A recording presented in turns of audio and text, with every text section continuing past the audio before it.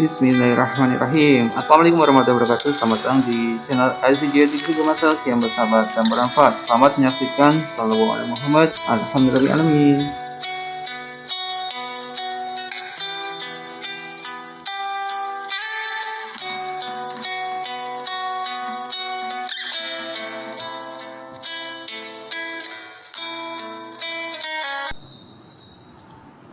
Bismillahirrahmanirrahim. Assalamualaikum warahmatullahi wabarakatuh. Alhamdulillahi rabbil alamin. Wa bihi nasta'in ala umuri dunya waddin. Wa sallallahu wa sallama ala sayyidina Muhammadin wa ala alihi wa sahbihi ajma'in.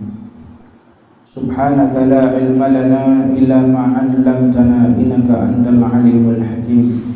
Rabbi shrah li sadri wa yassir li amri wahlul 'uqdatam min lisani yafqahu qawli.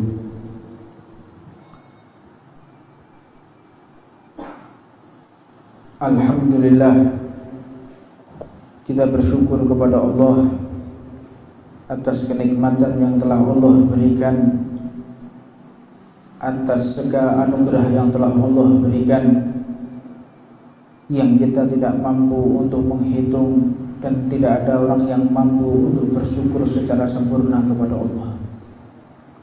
Tidak ada satupun di antara kita yang bisa bersyukur secara sempurna kepada Allah. Tidak ada satupun makhluk yang mampu menyempurnakan kalimat syukurnya atau perbuatan syukurnya kepada Allah. Hamba Allah tak akan mampu menghitung kenikmatan yang telah Allah berikan kepada kita. Namun sayangnya, jutaan nikmat yang Allah berikan kepada kita, kadang satu nikmat diambil oleh Allah, jutaan nikmat ini terasa hilang. Allah memberikan kita kesehatan. Allah memberikan panca indera yang normal. Allah telah memberikan kita tubuh yang berfungsi sebagaimana kita inginkan. Kapanpun kita bisa membuka mata, kapanpun kita bisa menutup mata, kapanpun terjadi reaksi di dalam perut kita pun bisa ke belakang. Apa yang kurang dalam kehidupan kita? Tidak ada. Maka tidak patut seorang hamba karena satu atau dua nikmat diambil, setelah itu mengkufuri, bahkan meronta-ronta kepada Allah. Kita ini diberikan kenikmatan oleh Allah yang kadang kita tidak tahu. Dan doa kita sudah diijabah oleh Allah sebelum kita panjatkan. Allah telah memberikan apapun kepada kita. Namun memang manusia ini sangat sedikit sekali yang bersyukur kepada Allah. Wa qalilun min ibadiyas syakur. Hanya segelintir kecil daripada hamba-hambaku ini yang bersyukur kepada Allah. Yang bersyukur, bukan hamba yang bisa sempurna syukurnya, hanya bersyukur. Maka tidak akan mampu kita ini menikmati nikmat Allah kecuali kita sudah mensyukuri apa yang telah Allah berikan. Setiap Allah berikan kenikmatan, kita bersyukur, maka nikmat tersebut akan menjadi lezat. Dan manakala kita kehilangan nikmat, lalu kita berputus asa dan meronta, bahkan berdoa, berarti kita tidak mengenal siapa diri kita dan kita tidak mengenal Allah. Pengenalan kita kepada Allah ini penting. Sebagaimana para a'immah, sebagaimana para sahabat Rasulullah sallallahu alaihi wa alihi wasallam Sayyidina Abi Bakar Siddiq radhiyallahu taala anhu wa nafa'ana Allah bihi bi'ulumihi.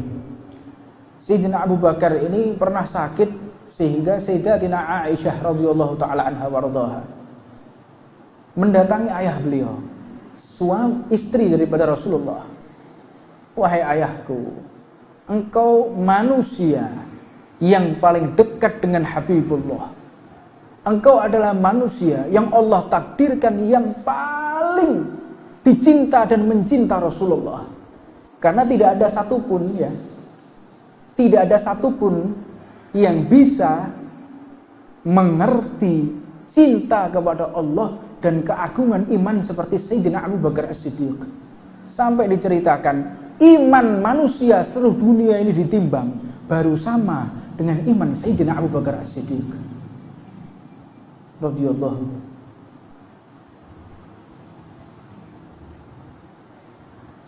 Apa yang disampaikan Sayyidina Abu Bakar ketika beliau sakit? Aku malu kepada Allah. Sekian lama aku gak pernah sakit. Sekian lama tubuhku sehat. Kenapa aku sakit sekarang harus meminta sembuh kepada Allah? Mana rasa malumu kepada Allah? Rasa syukur penting, pengenalan Allah penting. Sehingga ketika kita sudah mengenal Allah, maka kita malu. Orang itu kalau nggak kenal, orang itu kalau tidak mengerti, nggak ada rasa malunya. Rasa malu itu penting. Rasa malu ini timbul, muncul, dan akan memperbaiki seseorang manakala dia mengenal Allah. Kalau sudah dia nggak kenal Allah, dia nggak punya rasa malu. Mau bohong dia nggak malu, mau maksiat dia nggak malu. Mau berbuat apapun dia nggak malu. Bohong seenaknya dia, nggak kenal kok sama Allah. Dia berbuat apapun nggak ada rasa malunya. Menulis apapun di medsos, posting apapun nggak malu dia. Dia nggak kenal kepada Allah. Orang kalau kenal kepada Allah, tertib hidupnya, tertib, tidak ada kemunafikan. Di depan berbicara A, belakang juga A, bukan plin-plan. Ini orang yang mengenal kepada Allah seperti itu. Orang nggak kenal sama Allah. Dia kadang berbicara A, kadang berbicara B, sesuai dengan hatinya, sesuai dengan nafsunya. Faliyatubillah min dzalik. Menuju ke suatu tempat, kita akan menuju ke suatu alamat, namun kita tidak mengerti mana alamatnya, mana arah tujuannya. Ciri-ciri rumahnya bagaimana, nomor rumahnya bagaimana, berapa, nggak ada yang tahu. Maka mana mungkin kita akan sampai ke tempat tujuan? Nggak sampai kita. Untuknya melalui majelis Jalsatul Itsnain ini, mari kita mengenal Allah Subhanahu wa Ta'ala dengan pengenalan yang sebenar-benarnya. Setelah kita mengenal Allah, berjuang untuk mengenal Allah, maka timbul di hati kita tidak ada yang lebih penting dari Allah. Ketika kita mengenal Allah, maka tentu dan pasti kita akan dikenali oleh segenap makhluknya Allah yang dicintai oleh Allah. Siapa makhluk yang paling dicintai Allah? Habibuna Muhammad, Rasulullah. Mengenal kepada kita, kita cinta kepada Allah, mengenal Nabi Muhammad. Ketika kita mengenal kepada Allah, tentu akan tenang, tentu akan bersyukur, tentu akan bahagia apapun keadaan kita. Sampai di dalam satu titik, para sufi ini diludahi dengan dipuji, nggak ada beda. Ditampar, dipukul, ditampar, nggak ada beda buat mereka. Kenapa? Kenal kepada Allah. Diceritakan ada satu aulia. Beliau ketika ditampar, Beliau tersenyum. Kata para murid-muridnya yang menyaksikan, wahai guru, engkau ditampar. Engkau ditampar. Kenapa engkau tersenyum? Iya. Siapa yang menggerakkan tangannya? Allah. Siapa yang memunculkan rasa sakit ini? Allah. Apakah aku tidak ridho kepada orang yang paling aku cintai untuk memperlakukan aku seperti ini? Kenal kepada Allah, akhirnya timbul cinta. Logika, ada dua pasangan, dua sejoli yang baru menikah, manten baru, dicubit sama istrinya sampai gosong. Marah apa enggak? Paling sambat sampai guyu, sakit yang iya nganten anyar jiwit sakit yang ojo dah nganten anyar gajal 15 tahun kalem udah ganti ya mau seje bisa. Ibarat seperti itu. Kalau kita cinta kepada Allah, cubit sayang kok. Hah? Eling sih. Wayahe nganten anyar mecahno piring. Ndak apa-apa. Kamu ndak apa-apa. Tanganmu ndak apa-apa, kakinya ndak apa-apa. Hati-hati ya. Dajal saiki 15 tahun mecahno piring. Utangku wis akeh aja mecah-mecahno piring wae, seje.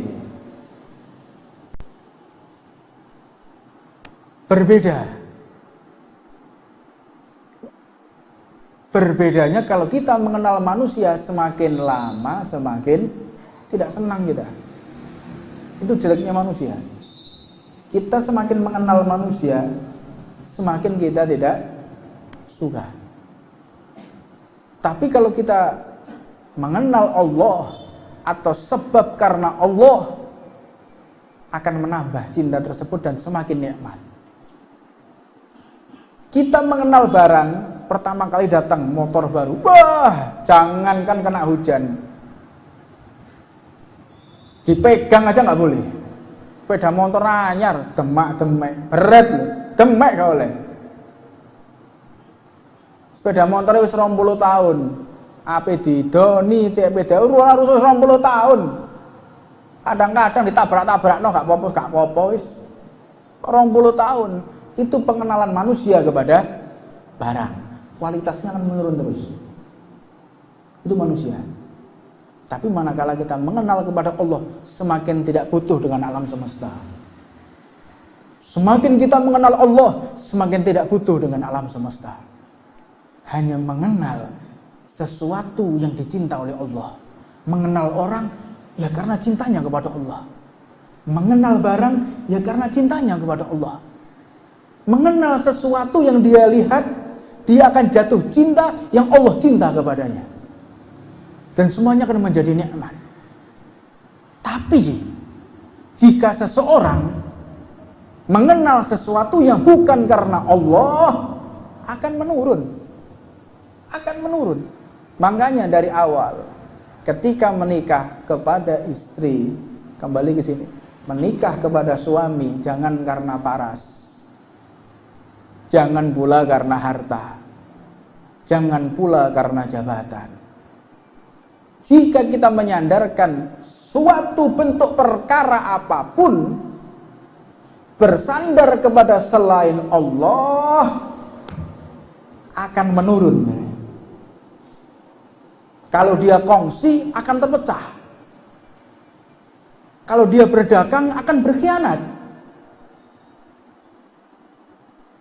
Kalau dia belajar, dia akan menipu. Dia berbuat apapun, jika diawali bukan karena Allah, akan menurun kualitas dari. Akan menurun. Dan pada akhirnya akan merusak dirinya dan orang lain. Gak ada lain. Untuknya jika kita berbuat apapun, innamal a'malu Niat tuh. Niat. Kenal kepada Allah. Karena Allah, bukan selain Allah. Pernikahan, perdagangan, kongsi, apapun bentuknya. Jika bukan karena Allah, maka siap-siaplah kita yang berkhianat, atau kita yang dikhianati, atau mungkin ada sesuatu yang akan membuat kita semakin menderita. Pasti itu. Untuknya, kenal kepada Allah. Kenali Allah. Siapa Allah? Tentunya jika kita ingin mengenal Allah, tafakkuru fillahi wala tafakkuru fi khalqil. Tafakkuru fi khalqillahi wala tafakkuru fillahi. Berfikirlah tentang masalah makhluknya Allah. Jangan berpikir soal Allah. Jangan kita mencari tahu Allah bentuknya bagaimana. Enggak seperti itu yang dimaksud. Kenal kepada Allah itu yang dimaksud bukan kita bagaimana mencari tahu Allah, bagaimana bentuknya, di mana, bagaimana. Itu namanya madhab mujasimah. Madhab mujasimah ini menjasadkan Allah. Allah itu punya tangan, Allah itu punya kaki, Allah itu di mana, kapan. Laisa kamitslihi syai'un. Allah itu tidak bisa disandarkan dengan apapun juga. Allah itu di mana? Berarti butuh tempat. Sedangkan Allah yang menciptakan tempat. Allah tidak butuh tempat. Allah itu kapan? Kapan itu waktu? Allah tidak butuh waktu karena yang menciptakan waktu adalah Allah. Allah itu bagaimana? Bagaimana itu adalah makhluk, sedangkan yang menciptakan makhluk adalah Allah. Kosakata apapun, kalimat apapun tidak bisa menjelaskan Allah karena Allah yang menciptakan kalimat. Jadi kalau orang bertanya di mana Allah, kapan, bagaimana, itu orang yang tidak kenal kepada Allah. Karena itu sifat daripada makhluk. Laisa kamitslihi syai'un, tidak bisa kita gambarkan seperti apapun. Kita fantasikan bagaimana Allah di arsy. Allah turun dari langit, itu logika kita. Sedangkan kita ini adalah orang buta yang mencoba menjabarkan sesuatu. Tidak bisa. Diibaratkan seperti 3 orang buta yang masing-masing orang buta tersebut diminta untuk memegang gajah. Orang buta yang pertama memegang belalai. Orang buta yang kedua memegang kakinya. Orang buta yang ketiga memegang gadingnya gajah. Penjelasan mereka berbeda-beda buta. Bagaimana gajah? Yang pertama karena memegang belalainya menggambarkan tebal, koyok terpal, lebar. Karena yang dipegang adalah belalai, kupingi. Yang satu menjelaskan gajah seperti pilar karena yang dipegang adalah kakinya. Oh enggak, gajah itu seperti gading, halus, keras. Karena yang dipegang adalah gading. Kita pun juga demikian. Tidak ada yang bisa menjelaskan bagaimana Allah. Nggak bisa, buta kok kita. Atas pengetahuan yang telah disembunyikan kepada Allah. Nggak bisa. Manusia itu menjelaskan bagaimana mensifati Allah. Nggak bisa. Berfantasi boleh. Maka untuknya tafakkuru fi khalqillahi wala tafakkuru fillahi. Jangan engkau berpikir bagaimana itu Allah, tapi berpikirlah bagaimana makhluknya Allah. Kalau kita kesulitan rezeki, lihat itu nyamuk. Nyamuk itu lihat. Pikir nyamuk itu. Para imam menjelaskan, kitab ini 400 tahun yang lalu. 400 tahun yang lalu. Bagaimana nyamuk itu? Orang kalau lihat nyamuk, itu dia akan bersyukur. Dan dia akan berlapang dada. Dia akan berlapang dada. Nyamuk saja dipikirkan rezekinya oleh Allah. Apakah saya enggak? Nyamuk itu Allah ciptakan, Allah desain sesuai dengan Allah memberikan rezeki kepadanya. Nyamuk memiliki 100 mata. Nyamuk memiliki 3 jantung, 2 jantung sayap, 1 jantung sentral. Setiap jantung memiliki ventrikel dan atrium. Dan setiap jantung memiliki induksi atau detak listrik jantung yang bisa menggerakkan induksi jantung. Itu berbeda-beda. Dan nyamuk memiliki belalai. Ujung belalai memiliki 6 pisau. 4 pisau untuk membuka 2 pisau untuk ngebor menghisap darah manusia. Ketika menghisap, dia memiliki anestesi. Agar apa? Manusia jika digigit oleh nyamuk, dimasukkan jarum, tidak terasa. Anestesi itu bius. Jadi manusia dibius dulu. Sebelum dibius, nyamuk ini ambil sampel darah. Di dalam mulut nyamuk itu memiliki 12 rongga. Jadi manusia ini memiliki 12 golongan darah. Sampai saat ini ditemukan cuma ada 6 golongan. Yang 6 belum bisa dideteksi. Ada 6 lagi golongan. Kita mendeteksi profesor cuma ada 6. Sedangkan nyamuk sudah dipersiapkan oleh Allah untuk menghisap ada 12 rongga. Ini darah A, ini darah AB, dimasukkan rongga yang sudah disediakan oleh Allah. Setiap rongga memiliki cairan yang untuk mencairkan darah yang dia hisap agar tidak menggumpal masuk ke dalam tubuhnya. Kalau makanannya menggumpal, dia akan mati. Makanya Allah berikan 12 rongga di dalam mulutnya untuk masing-masing memasukkan rezekinya tadi. Dihisap, dibius dulu. Dek, diambil sampelnya, cocok sama dia, ini sehat, diambil lalu dibius sama dia. Dek. Agar kita enggak terasa. Orang begitu wis bendol lagi garo-garo, wis mire nyamuke, dibius dulu sama nyamuknya agar kita enggak terasa. Subhanallah. Nyamuk tersebut ketika menghinggap ke manusia atau menghinggap kepada hewan yang akan diambil, itu memiliki cakar di kakinya. Loh, Allah mempersiapkan binatang yang akan nanti di akhirat dijadikan debu dan tidak bermanfaat. Allah pikirkan. Lah masa Allah tidak memikirkan rezeki kita? Mana iman kita? Ini sabab musabab karena kita tidak mengenal Allah. Kenali Allah, kenal dulu sama Allah, kenalan. Dengan apa? Dengan taat. Kenal, pahami, dalami Allah. Bagaimana Allah terhadap tubuh saya? Allah itu mendesain manusia setiap jam 10 malam sampai jam 1 malam itu manusia mengeluarkan cairan yang untuk membakar lemak. Jadi ada orang yang kadang-kadang dia nggak bisa gemuk, makan gak iso lemu mangan tok. Ada 2 perkara. Yang memang dia pembakaran lemaknya bagus. Yang kedua, tek jero wetenge iku duduk cacing tapi nogo. Salah siji. Itu duduk cacing meneh nogo jero mubeng. Ngerti nogo itu sun gokong. Wetenge mangane rong piring. Wah. Kowe kontrol sikat pisan. Tapi kuru wek mendelik. Ini nogo.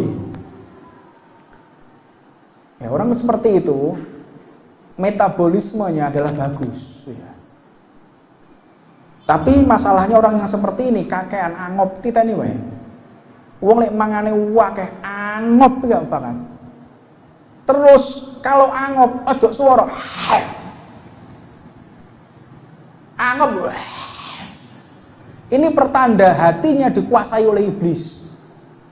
Orang kalau sudah angop menguap ya, terus sampai bersuara, ini hatinya dikuasai iblis dia. Nggak bisa ngontrol hati orang kayak gitu. Kita ini, angop ngono wis. Cek sopo gak ngurusan. Wis itu disifati oleh Rasulullah. Boh iki boh gubernur, boh presiden wis iku ya wis iku lek ngerti wong angop. Wis. Hati-hati wong model ngene iki. Orang kalau udah nguap, ya, sebaik-baiknya orang nguap ya, itu ditutup dengan menggunakan tangan kiri dibalik dan sebaik-baiknya lagi mbak dimpet. Ojo nges ada aib. Wong anggap ku aib karena Rasulullah di dalam hidupnya nggak pernah nguap sama sekali. Nabi Muhammad tuh nggak pernah nguap. Sepanjang hidupnya nggak pernah nguap Rasulullah. Allahumma sholli ala sayyidina Muhammad. Kenal kepada Allah. Kenal kepada Allah baru tahu. Lihat laut. Ini miliknya Allah. Lihat gunung. Miliknya Allah. Gunung emas, gunung uranium, gunung tembaga. Pantai. Semua miliknya Allah. Kalau kita mengenal kepada Allah, kita nggak akan pernah merasa miskin. Kalau kita menghamba kepada Allah, kita tidak akan pernah merasa miskin. Apa ditagih ping pira wae diutang wis gak arep aku utang tak nguripi anak bojoku terpaksa. Bukan saya gunakan untuk hura-hura. Bukan saya gunakan untuk mewah bermewah-mewah, tidak. Saya hutang untuk menafkahi anak istri saya. Dan ini perintah Allah, perintah Tuhanku. Tuhanku Allah yang memiliki alam semesta ini tidak akan menyia-nyiakanku. Apa nggak ada, tapi lewis tang itu sembahyang subuh ditinggal tangi jam 7:30 golek rokok delok entek karek udis kabeh arek golek asbak ketok rada dawa titik tak ditambahi apa leteke kopi lek jere bolot ya tambah bolot rokokan mikir piye carane bayar utang tambah gendeng kowe terus ngene tambah gila. Solusi semua ini adalah Allah, dan yang paling tepat menuju Allah adalah Sayyidina Muhammad. Sampai kepada Allah sulit, Sayyidina Muhammad. Makanya Nabi Allah Ibrahim saja, Nabi Allah Adam sulit nembus sampai kepada Allah. Ini Allah ciptakan langsung, makhluk yang Allah ciptakan langsung tanpa ayah, tanpa ibu. Nabi Allah Adam sampai kepada Allah sulit melalui Sayyidina Muhammad sampai kepada Allah. Semua Nabi mengenal Sayyidina Muhammad. Kita sebagai umat Rasulullah tidak memanfaatkan fasilitas ini, sayang. Kita umatnya yang dipilih oleh Allah menjadi umatnya Rasulullah, tidak menggunakan fasilitas Nabi Muhammad. Rugi kita. Melalui apa? Ta'lim. Ini pintu yang paling dicintai oleh Rasulullah. Majelis ta'lim, kenal. Lagi-lagi ditambah dengan sholawat. Makanya kata Habib Ali Habsyi, masyi kama majma'il maulid. Tidak ada satupun keagungan seperti membaca sholawat majelis maulid. Tidak ada. Apa sebab? Di situ akan datang ruh Rasulullah. Dan Nabi Muhammad paling perhatian kepada ilmu. Rasulullah paling perhatian kepada ilmu, sehingga di dalam kitabnya Nasuh Hidayah yang kita baca itu dikatakan innallaha tukaffil birizqi litulabatul ilm. Allah itu akan mengcover, menjamin seseorang yang menuntut ilmu. Kita punya kesulitan ekonomi, satu-satunya jalan menuntut ilmu. Kita memiliki kesulitan dalam masalah duduk di majelis taklim, cair otak kita. Kita punya masalah apapun, duduk di majelis taklim, bawa pulpen, bawa buku nulis. Ilmu, wallahi dijamin oleh Nabi Muhammad, segala sesuatu yang engkau hadapi akan dimudahkan oleh Allah. Tuntut ilmunya Rasulullah, tuntut ilmunya, bawa pulpen nulis. Sayang kalau kita hadir tanpa kita menulis ilmunya Rasulullah.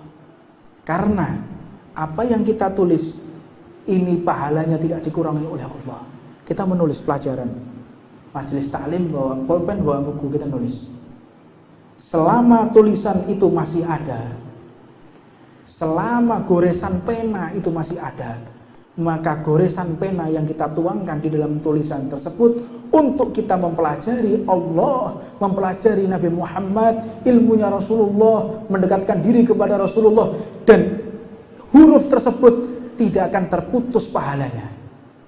Hurufnya tadi enggak akan terputus. Makanya ketika kita belajar tulis Bismillahirrahmanirrahim, Allahumma sholli ala sayyidina Muhammad wa ala ali sayyidina Muhammad.